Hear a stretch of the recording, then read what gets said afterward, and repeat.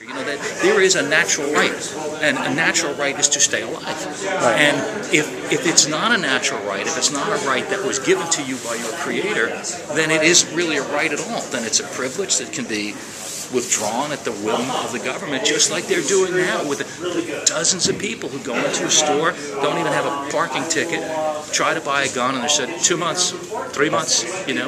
And so you walk around unable to protect yourself, basically, because of a government that's getting in the way of that. And in the case of, if I went to buy a gun and I was delayed, well, it wouldn't be for long, because I have all the right phone numbers, which are now on our website, but it wouldn't have a dramatic effect on my safety, because I already own guns. Okay. But I've heard from people like this one gal who moved here from New Orleans right after Katrina.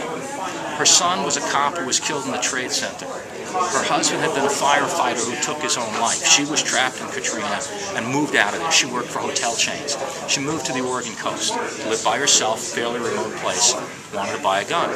So she found the gun she wanted and had it shipped to a dealer in whatever coastal town she lived in. And she was delayed when they did the background check. And I explained to her that with or without their approval, she could have the gun in 3 days. And the dealer, who I think was a pawn shop, said they wouldn't do it. So this is a long story, but the short version is that she was really denied the ability to protect herself, which wouldn't happen for me right now. But this is a really serious issue, and if you're somebody who has a specific reason to be concerned, as our Medford teacher did, she had an abusive ex-spouse, then you're in a situation where you're not just denied the right to have a piece of hardware, you're denied the ability to keep yourself alive.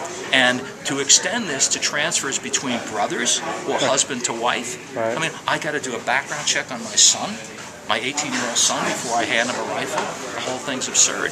And it accomplishes nothing, because if I'm a gangbanger who wants to give a gun to another gangbanger, it's highly unlikely that I'm going to make that phone call to the state police. Right. So you're basically disarming the good guys, or the responsible citizens, the right? only people that it affects. Right. It does not affect crazy people. It does not affect criminals. You know, from what we understand, the shooter in Connecticut killed someone to get those guns. I doubt there was any background check involved in the transfer. No, it didn't stop. Yeah. It didn't stop that at all. So, well, thank you very much. Hey, thanks for it's nice to meet you. Yeah.